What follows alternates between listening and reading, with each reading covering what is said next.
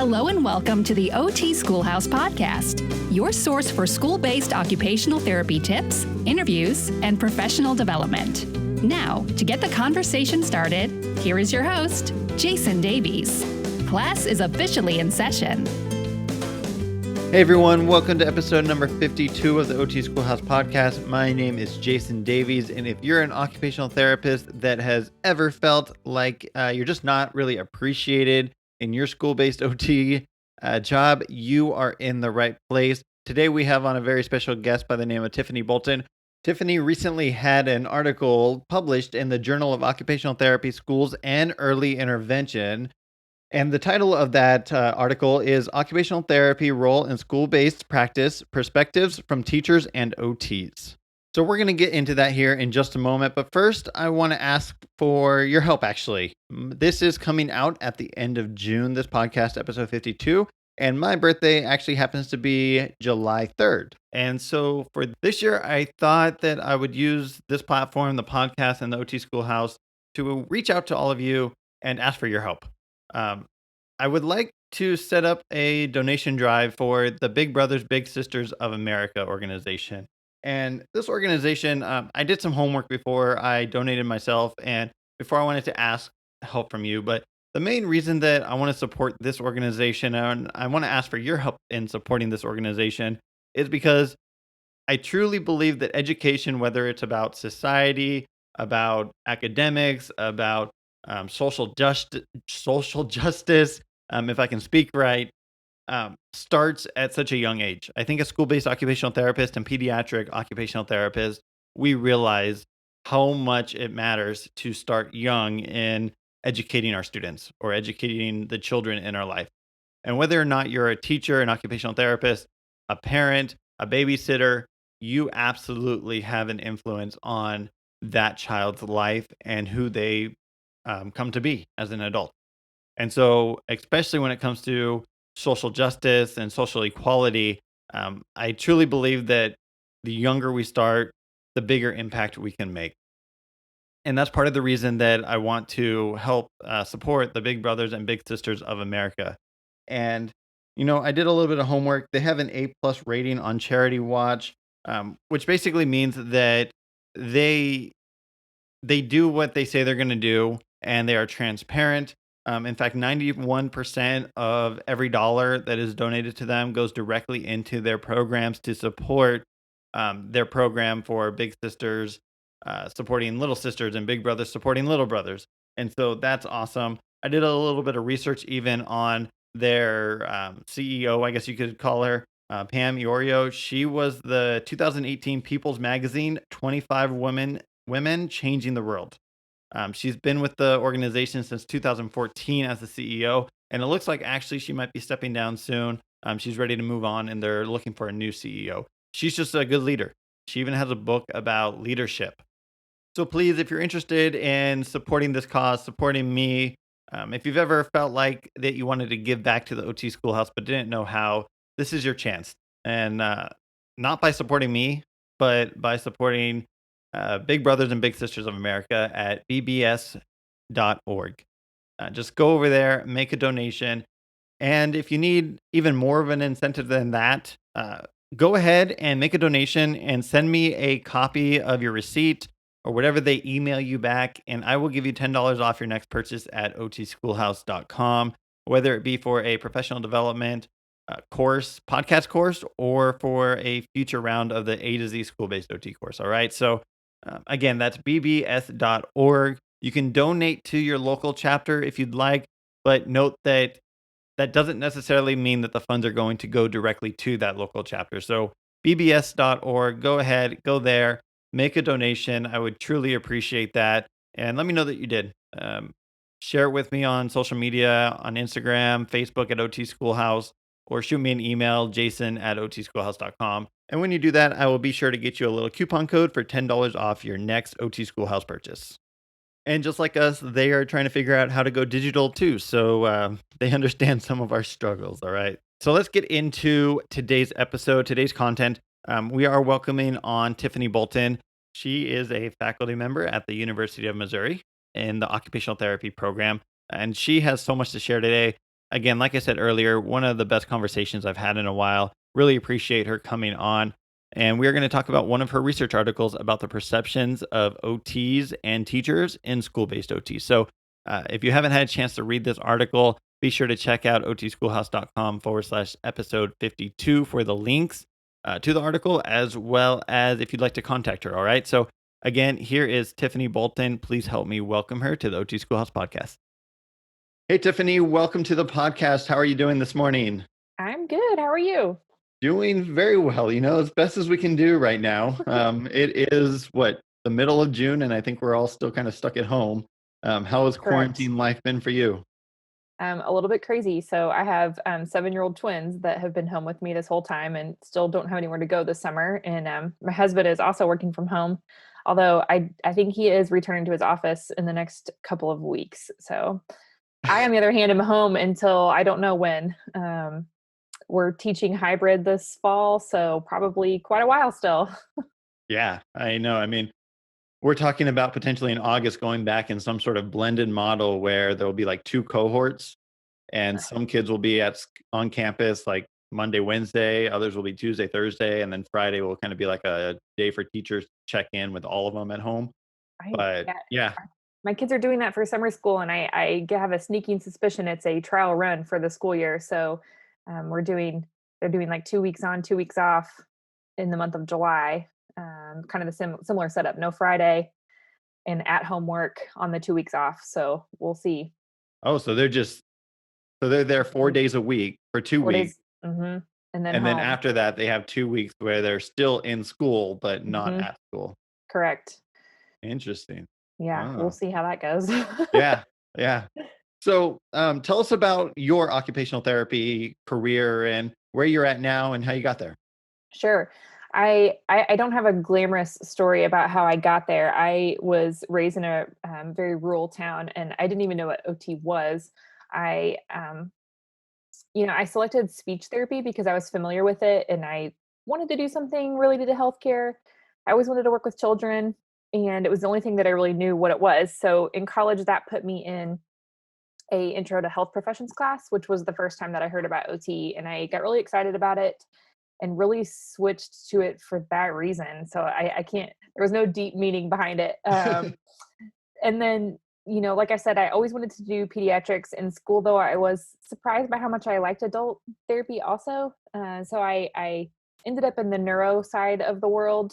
And so really the majority of my background has been in kind of complex conditions in pediatrics, but I've done a decent amount of school-based therapy in the past.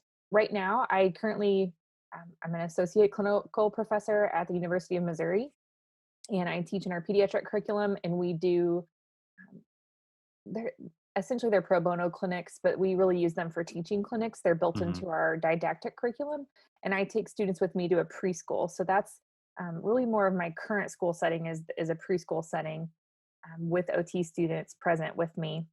And then we do see some outpatients that are typically school age children that sometimes don't qualify for services at school. And so we end up being kind of a good fit for them. That is where I'm at now. So I do some research, although I am not research faculty. So the research part of my job is more for fun and usually Mhm. clinically related. So Oh, that's cool. Well, I'm excited because we do get to talk about a little bit of your research today.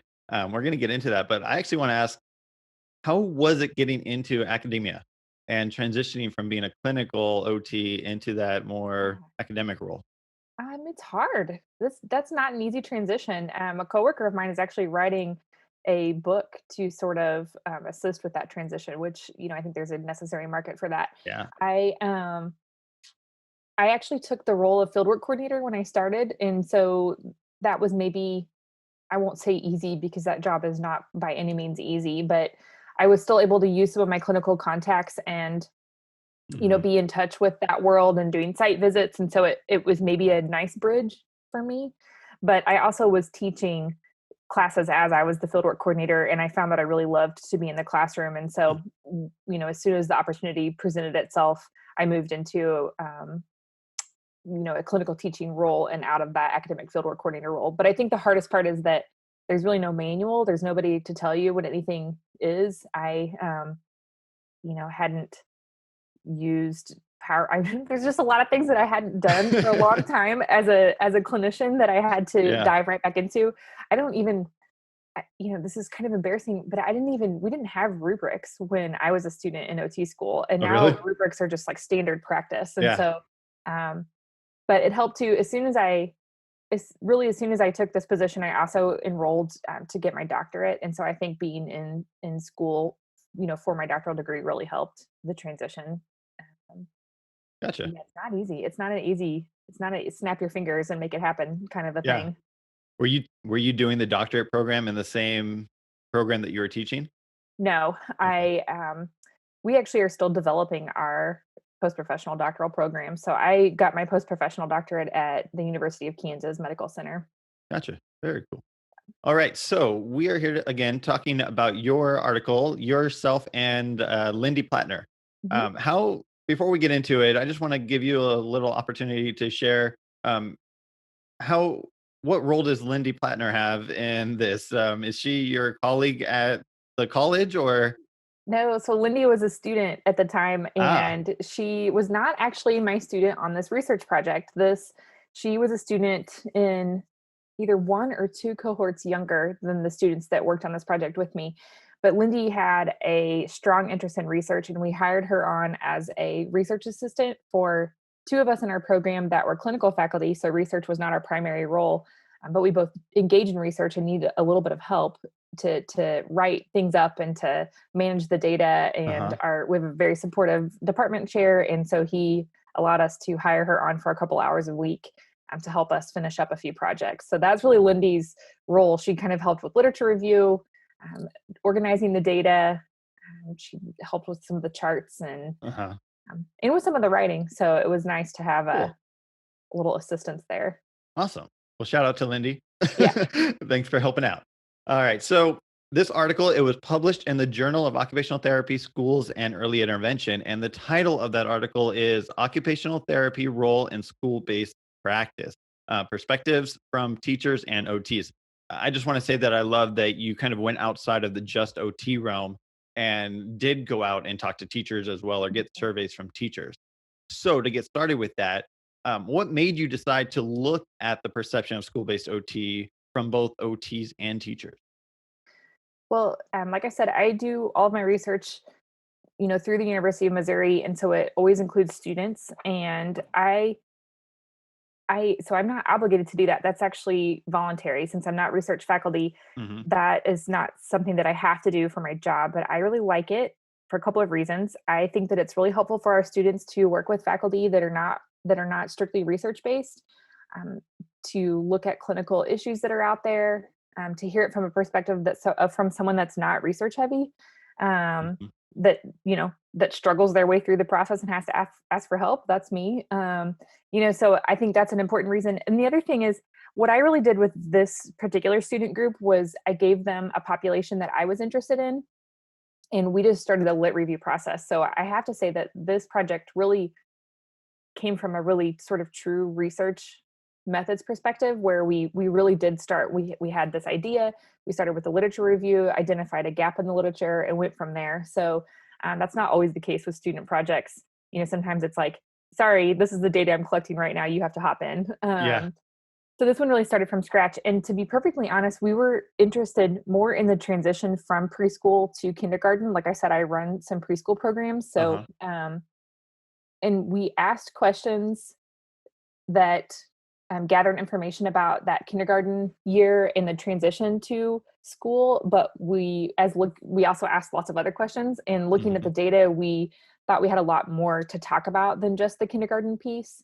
And so it kind of shifted and reshaped as Funny we, how that happens, right? yeah, pulled data in, and we kind of dropped that focus on the kindergarten year so much. But that's really where we came from, was this. So there's like a lack of both federal and state standards for what preschool curriculum should look like.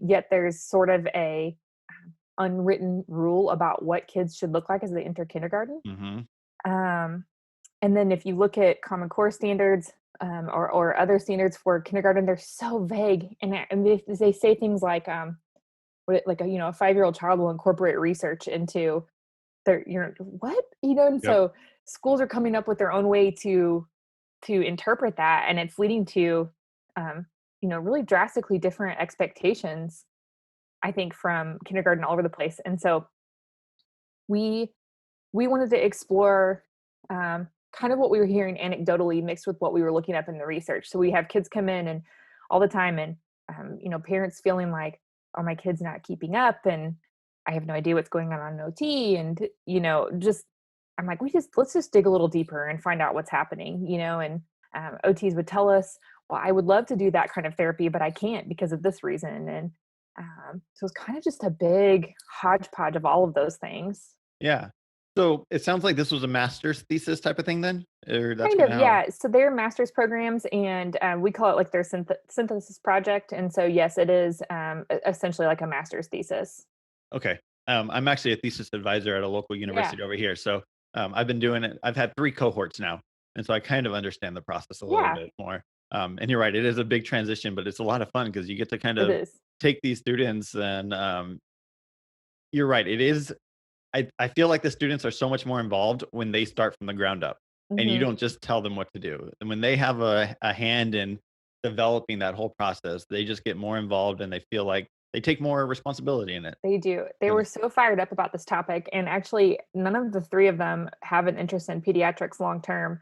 But they actually won the Graduate Synthesis Project Award for their year because I think just of their passion. And I really uh-huh. think, though, because it's due to the fact that we really just sort of followed the literature and kind of let it guide us, and they were really immersed in it. So, yeah, it was a good experience.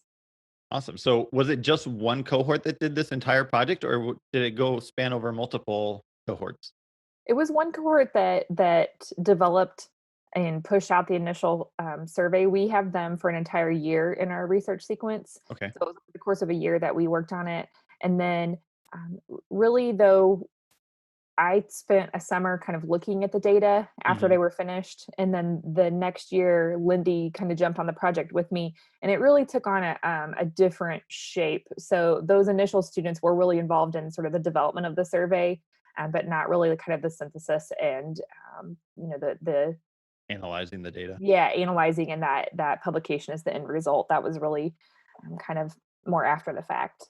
Gotcha. All right. So, um, as you began to look into the perceptions of OTs in schools, what did you uncover in that literature review that kind of moved this forward? And I'm sure that those students were very helpful in that literature review. Mhm. What were they finding? Um, they found it was that discrepancy between um, so this is a literature review in the sense that we also looked at more federally based school websites and things like that. So it wasn't just Yeah. straight research. But we found that discrepancy in how schools were interpreting Common Core standards, which is what everyone was Hmm. using at that time. And we didn't cite a lot of those because it would have involved citing a lot of individual schools. But you can get to the school website and they have drastically different goals, correlated with the same Common Core standard. And then you Absolutely. start to look at the preschools, and that information is really missing. And so that was, like I said, that's the gap we went after in terms of how we developed our survey. But we Hmm. realized after the fact that those questions that we had them and that we had all the teachers answer, there was only one question that asked how much, how many kindergarten, um, well, if they were the OT, how many kids of their caseload comprised of kindergartners and how many teachers had kindergarten experience. And the rest of them were all just sort of general school based questions. And so we eventually sort of, looked at the data, um, and that's kind of how the paper took shape. So Okay. it's sort of twofold, like really and then you always have to go back and backfill with literature. And so what we found is that the number one reason for referrals is handwriting. Um, Yet our teachers reported on there that they don't see a lot of improvement. Our uh, OTs said that they feel like they have a role in all of these other areas, but yet the literature says that we're not getting referred for that. So that became sort of our new gap, if that makes sense. yeah. And I actually Um, want to dive into that in a yeah, second. But first, I want to ask, what did that survey look like for both OTs and for the teachers? Was it the yeah. same? Was it different? No, it was different. So without getting too much into the nerdy applications of Qualtrics. You can develop it's like a tree. So they start with one question, it branches off into other directions. So if they say, yes, I'm a teacher, that takes them to a whole new bank of questions. If they Mm, say, no, I'm an OT, it takes them to a new bank of questions. What we did try to do is, if we asked OTs, do you feel like you have input in these certain areas? We would also ask the teachers, would you value OT's input in these same areas? So we tried to have questions where um, ask the OTs, do you have input? Do you think that you should have input? And then if the teachers would value that input is really how we tried to match it up so that we asked questions about the same thing, but it made sense for each profession. gotcha. And I Yeah, don't know that we did actually, that perfectly, but that no, was our that's exactly. I mean, I actually used your article to create an Instagram post, and it's been one of my most popular Instagram oh, posts. And it cool. was just a reminder to OTs that teachers really do value OT. Yeah. And I think that was one of the main things that I took away from reading this article. Um, Yeah. and just because we often don't feel that love in the schools, I partially because agree. we're just at so many different schools that we don't have Yes. time to sometimes have those interactions. Yes. Exactly. I know that was, and um going back to what the literature led us to, I think it was part of that too. So because we had developed the survey for slightly different reasons, we had sort of this pot of data that we were like, whoa, this is more than we were expecting. So when we went back, it was really, I think, highlighted that discrepancy between, oh my gosh, we're only getting referred for handwriting, yet the teachers think that we can do all of this and we think we can do all of this.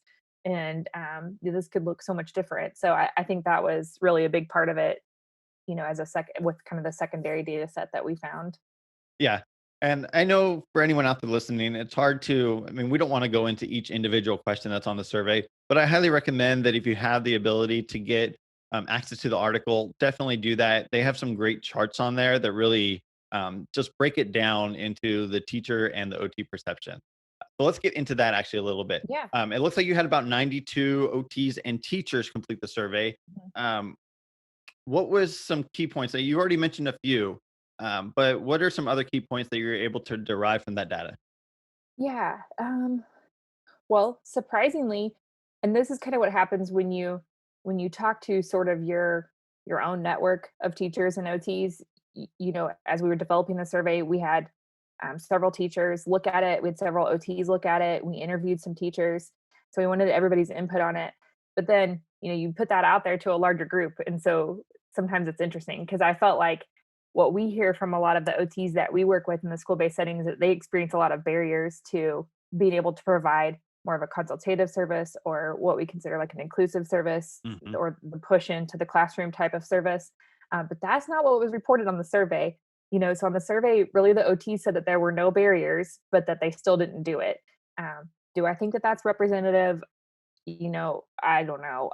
Like I said, my own network of OTs, I think would disagree with that somewhat. So I think some of that's just we pushed it out on social media, and you have to deal with whoever answers it, and we have a breakdown of where they were located by state, et cetera. But um, yeah, it's just kind of interesting. So that was really interesting, though. Yeah, I I was mean, actually if surprised. you're me too. So if you just look at it from a straight research perspective without putting my sway on it, what it says is that the OTs are not experiencing barriers to this, but yet still prefer a more direct, that what we call the traditional pull-out type of service. That's what it says.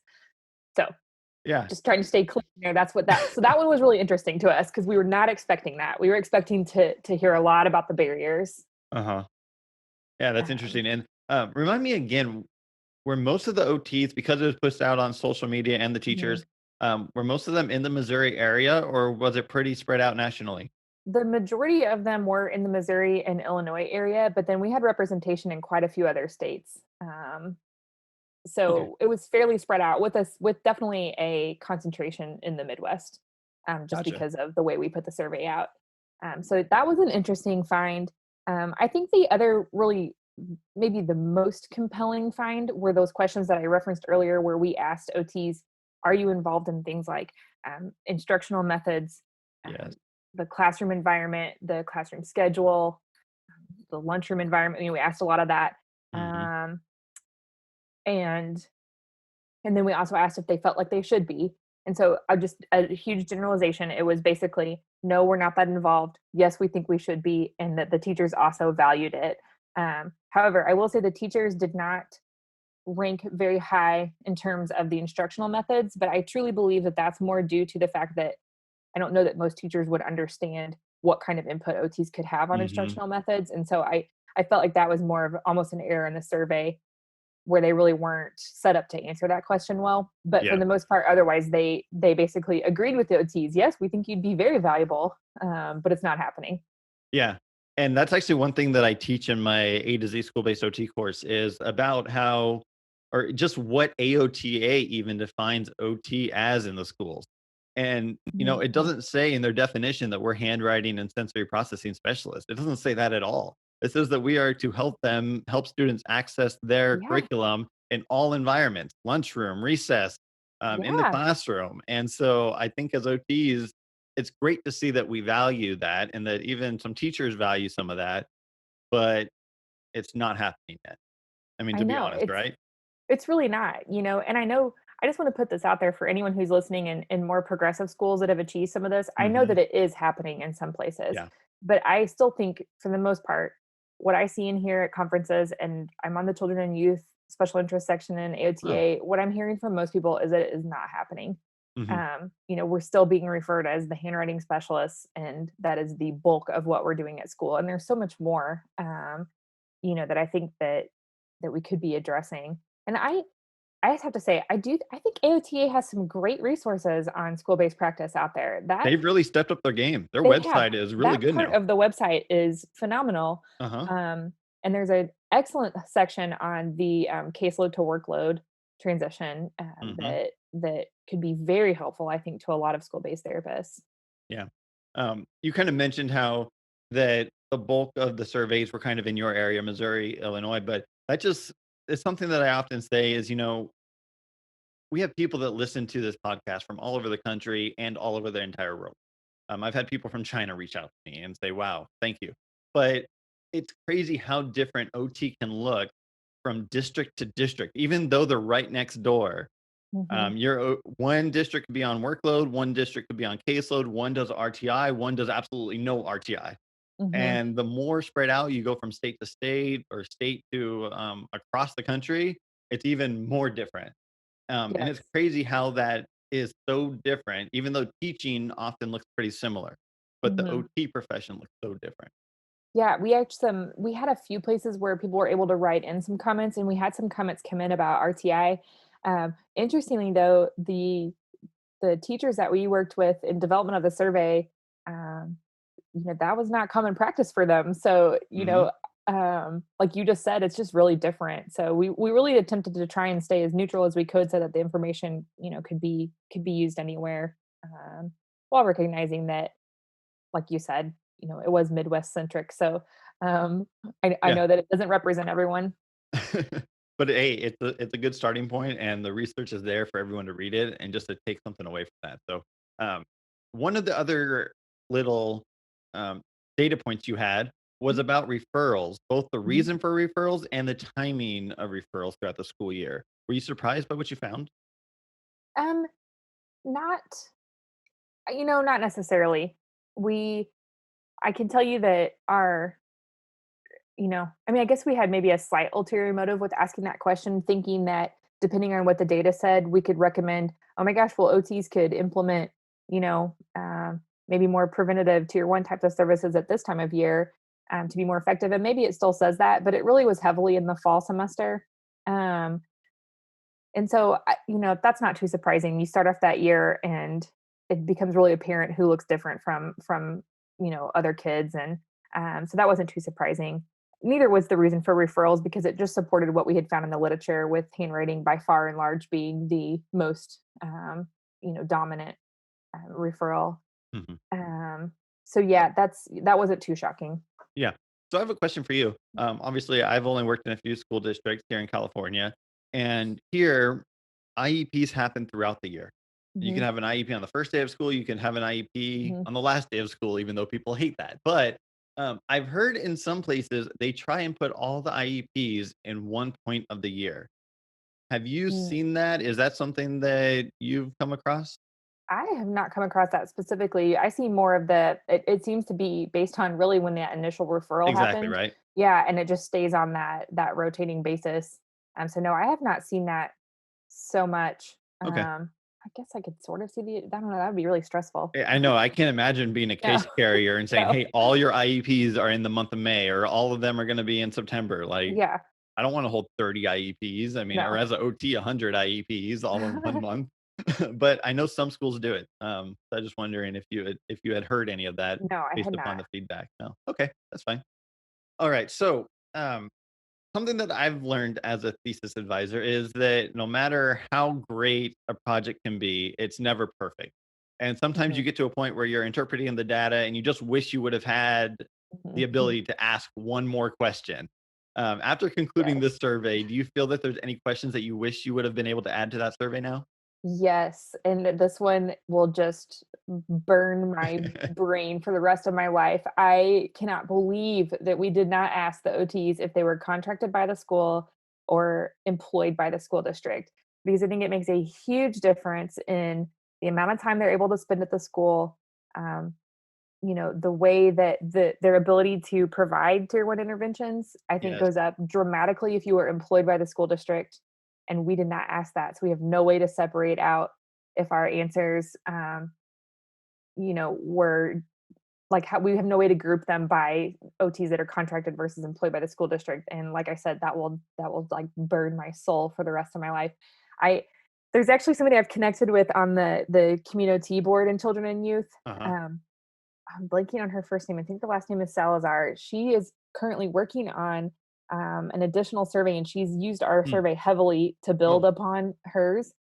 So, in terms of like looking for a next step, um, I believe that it's in the works. She's oh. really done her homework in terms of having people look at the survey. And I told her that question. I'm like, don't forget to ask this question. It's so important. Please ask this question. So, yeah, she's working on kind of I've read her survey and it's excellent and it really takes things to the next level. She Awesome. didn't build it just upon ours. She used about 5 different sort of resources that she built hers on pretty heavily, but it really takes like the things that we asked to the next step. So I'm excited to read it. Awesome. I Yeah, don't think that and she's finished it yet, but you're absolutely right, though. Just a few days ago, I had a contract therapist reach out to me. They're like, "Hey, I really want to do RTI, but I don't get paid to do any time after school."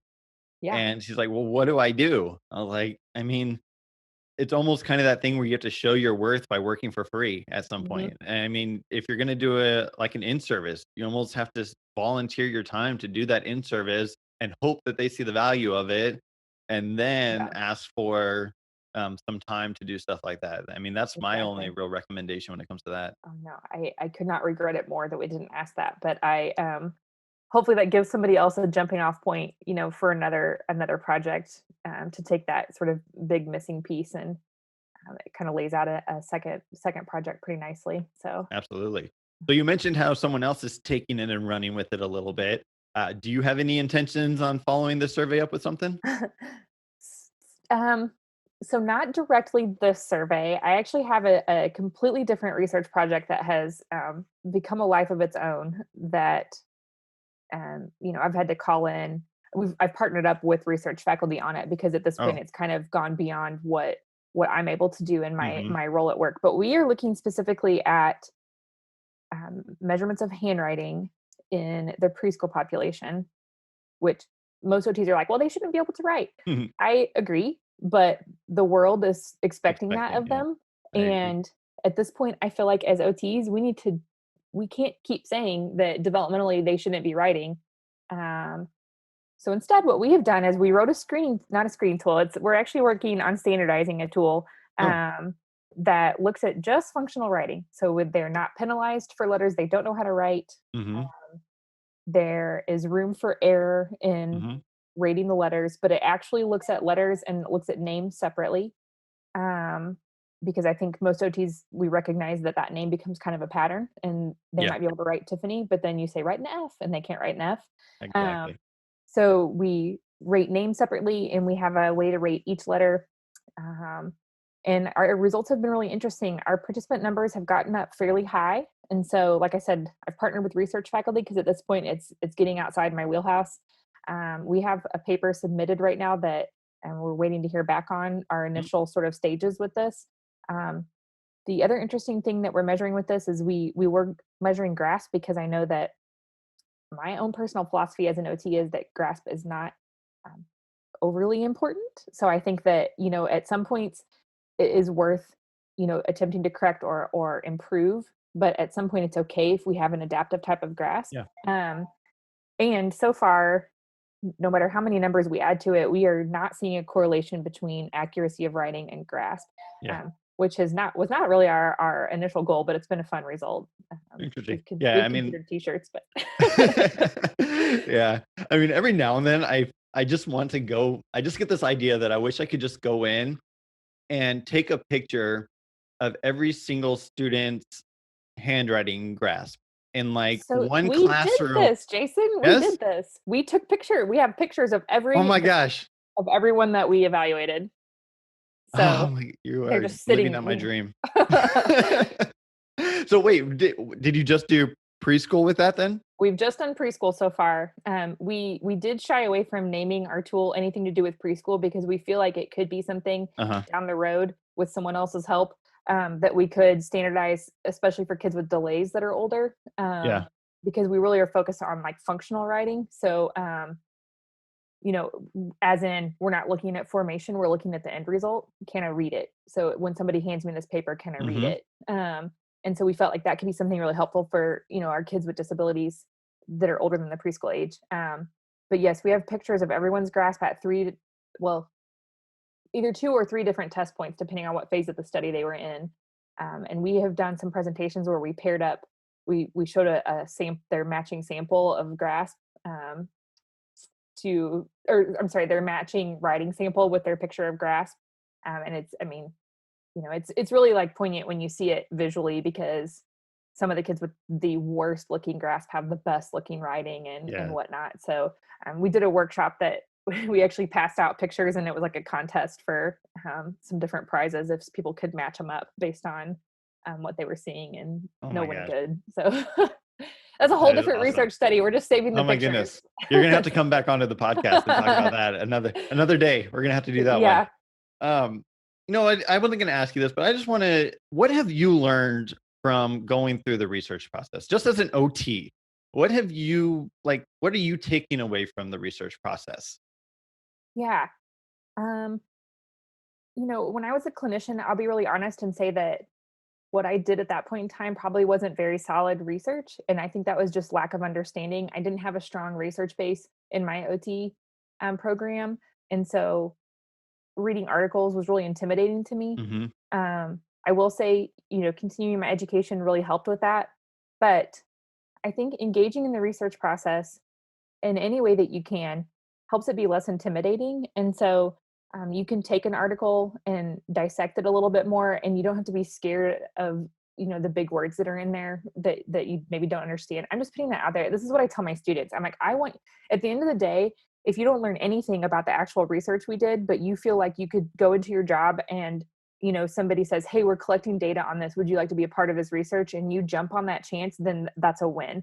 And Mhm. so I think that what I've really taken away from it is don't shy away from it. There's a lot of people out there that are really willing to help. Mhm.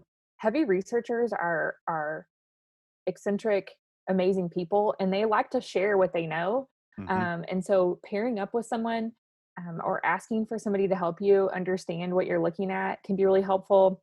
Um, and the other piece of it, I think, from the clinical side, is collecting data is absolutely imperative, and that can look like really simple tally sheets. It doesn't have to be really complicated. Um, One of my focuses on anything that I do is that whatever we're collecting has to be fast, because I Mhm. refuse to like change my clinical process. Like it has to, like the research, sometimes researchers that help me with my data sometimes cringe because my data is can be a little messy sometimes. Cause they're like, well, what about this? I'm like, I don't know. We had 35 kids to evaluate in an hour, like Yeah. we had to get it done. Yeah.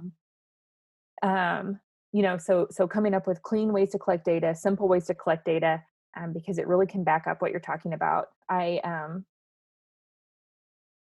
You know, Questions come up a lot on the community board about, I know this practice doesn't have a lot of evidence behind it, but I see it happening a lot in my clinic. And my question back almost 100% of the time is, well, what kind of data are you collecting on it? Can Hmm. you show without a doubt that this intervention is helping? So, um, yeah, I think my key takeaways from the research process are: don't be intimidated by it.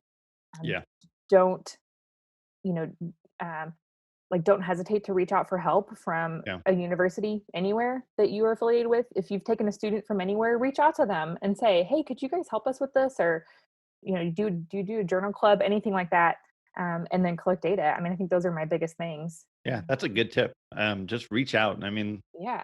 the worst you're going to get is a sorry, no, we can't do it right now. And maybe you have another program that you have an affiliation with that you can ask. So Yeah, definitely. exactly. And Yeah. I, One of the on things, that note, a lot of the universities will provide you with a like complimentary access to their research database. So we can provide that at our university for oh, interested people that take our students. They can have access to our database, well, that's fantastic. so they can have all those. Well, like this article we're talking about today is not in an open access journal, but if you were affiliated with our university, you can jump right in and um, get the article requested through the library. So Yeah. I mean, even the way that you and I got connected is a perfect example. I just reached out to yeah. you because I couldn't get access to this article that I wanted to read. And I was like, hey, I'm just going to email Tiffany and see if she hmm has the ability to get access to it. So thank you for that, by the way. Yeah, no problem. Um, but yeah, I think people do get overwhelmed. They just get bogged down, I think, when they're reading an article, hmm especially when you're looking at P is greater than or less than point zero Yeah. zero, whatever, like all these little numbers and things that just kind of make you confused. And hmm unless you have taken a stats class, not just taken a stats class, but probably taken one recently, hmm because that thing is the first thing that when you graduate, I feel like the stats is the first thing Oh to yeah, leave your brain. for sure. But yeah, so but definitely, you don't have to get bogged down by those. Look at what the interpretations say, look at the lit review, and look at also the limitations because Mhm. any good article is going to have limitations. And if they don't have limitations, then you should be questioning it probably a Right. Exactly. lot. Yeah, and I mean, with just a little bit of help, I think you can learn to recognize, how large of a study it is. Hmm. I mean, I think there's some little key points you can use to really dissect an article quickly. Yeah.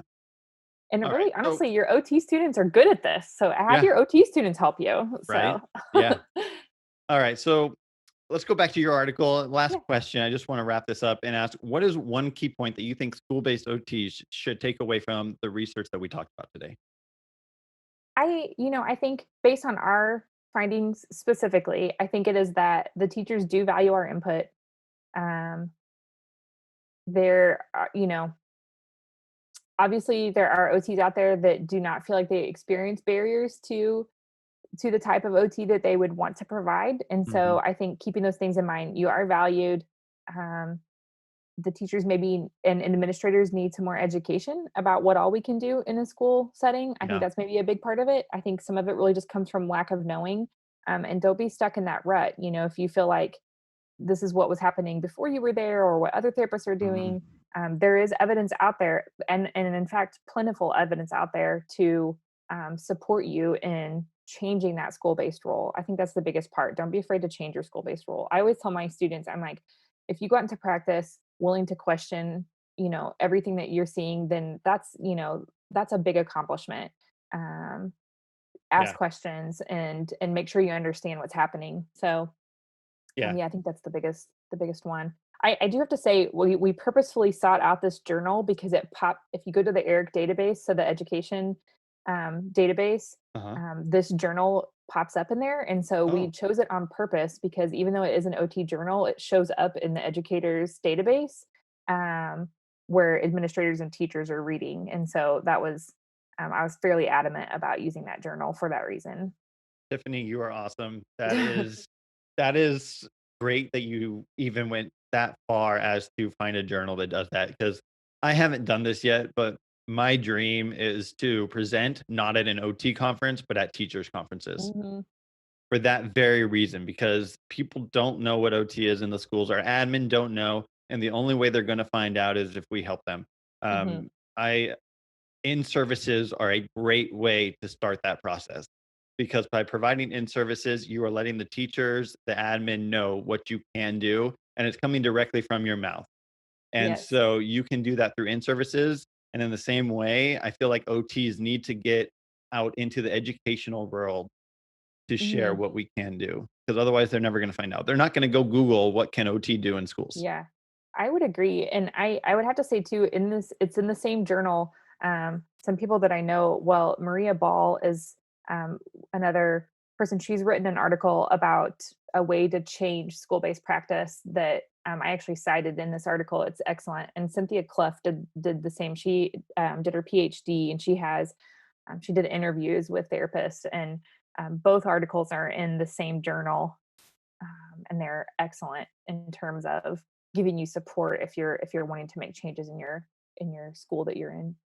Great. Well, thank you so much. This has been Yeah, no a problem. fantastic, just a conversation.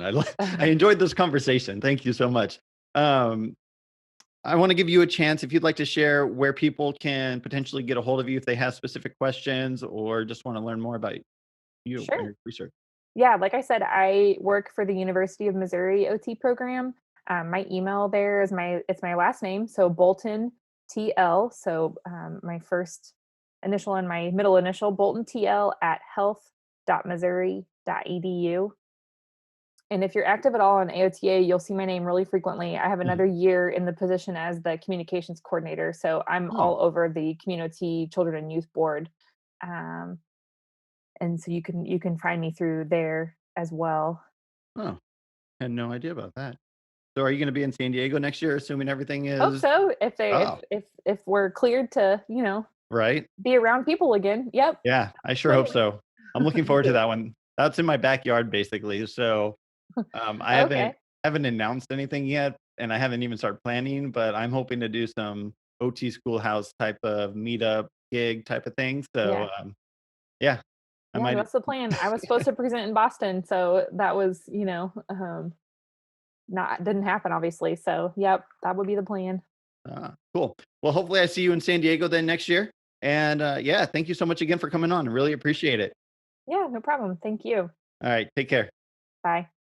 All right. Thank you, everyone, so much for listening to this show. I hope that you found that refreshing and just a great way to kind of start July. I mean, just to remember that OTs and teachers, we work alongside of each other. We appreciate each other and we do so much together. It's just great to see that people are working together and that teachers appreciate us. We appreciate them. Thank you so much to Tiffany Bolton for coming on the show. Really appreciate having her on. It was a great conversation. Just really appreciate it. For all the show notes, head on over to otschoolhouse.com/episode 52. And we'll see you next time on the podcast. Take care. Bye bye. Thank you for listening to the OT Schoolhouse podcast. For more ways to help you and your students succeed right now, head on over to otschoolhouse.com. Until next time, class is dismissed.